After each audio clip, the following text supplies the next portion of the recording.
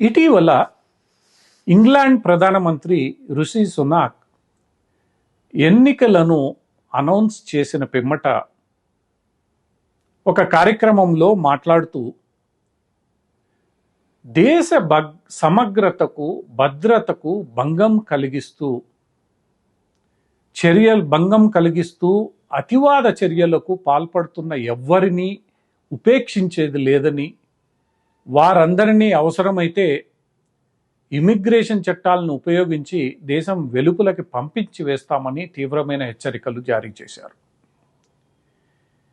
ఈ హెచ్చరికలు జారీ చేయడానికి ముందు ఇంగ్లాండ్లో జరిగిన కొన్ని పరిణామాల నేపథ్యంలో రిషి సునాక్ ఇలా స్పందించాల్సి వచ్చింది. పాలస్తీనాకు మద్దతుగా ఇటీవల ఇంగ్లాండ్లో కొన్ని ప్రదర్శనలు జరిగాయి.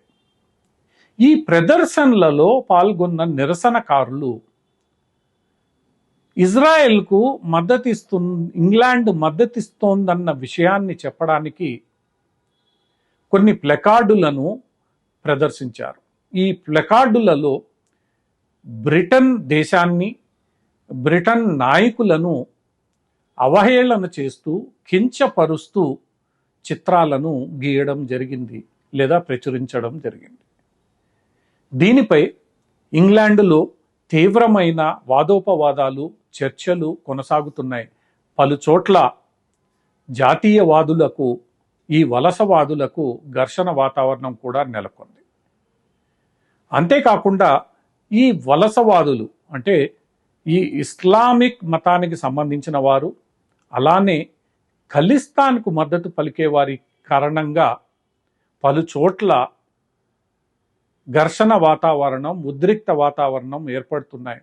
తద్వారా ఇంగ్లాండ్కు, ఆయా దేశాలకు మధ్య ఉన్న సంబంధాలపై కూడా ప్రభావం పడుతోంది.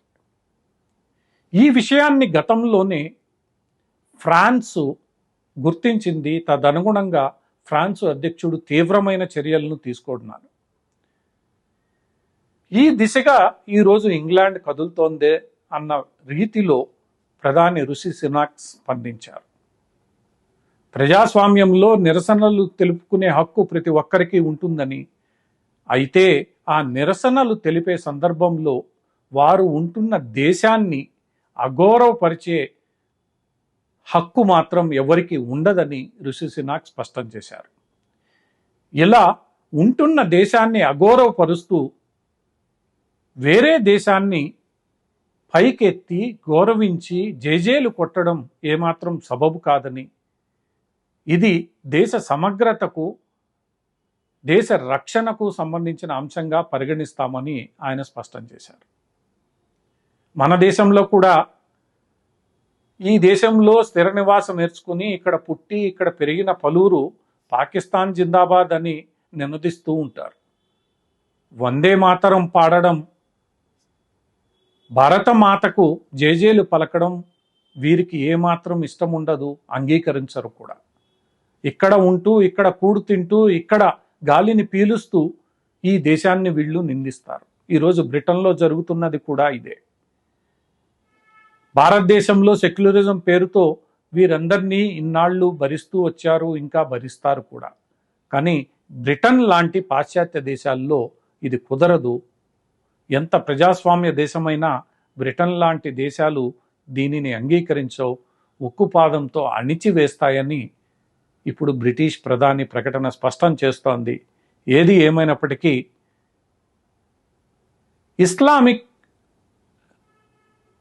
షరియత్, ఇస్లాం పేరుతో జరుగుతున్న ఇలాంటి అసంబద్ధ చర్యలను ప్రపంచంలో ఎక్కడ జరిగినా ఖండించాలి.